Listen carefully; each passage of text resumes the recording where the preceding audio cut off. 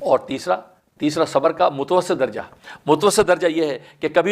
کبھی تو رحمانی لشکر اس پر غالب آتا ہے اور نیکی اور تقوی میں لگ جاتا ہے، اور کبھی شیطانی لشکر اس پر غالب آتا ہے اور گناہ کے اندر لت پت ہونے لگتا ہے، گویا کہ نفس کی کشتی چلتی رہتی ہے،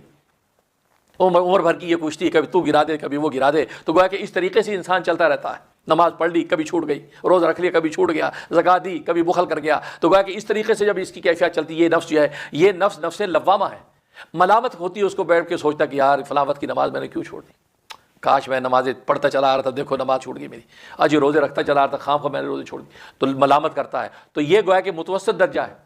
تو گویا کہ صبر کا متوسط درجہ ہے کہ وہ نیکی پر قائم ہوتا ہے، کچھ عرصہ چلتا ہے پھر وہ ٹوٹ جاتی ہے اس کی کیفیت، اور پھر اس سے ہٹ کے پھر گناہ کے اندر لطفت ہوتا ہے،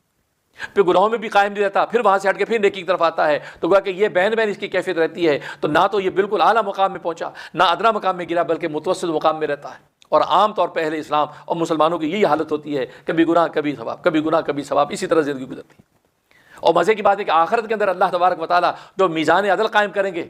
وزن اعمال کے لیے ایسے لوگوں کے لیے قائم کیا جائے گا جن کی نیکیاں بھی ہوں گی گناہ بھی ہوں گے، یعنی وہ اسات المومنین جن کے گناہ بھی ہیں نیکیاں بھی ہیں، میزان عدل انہی کے قائم ہوگا،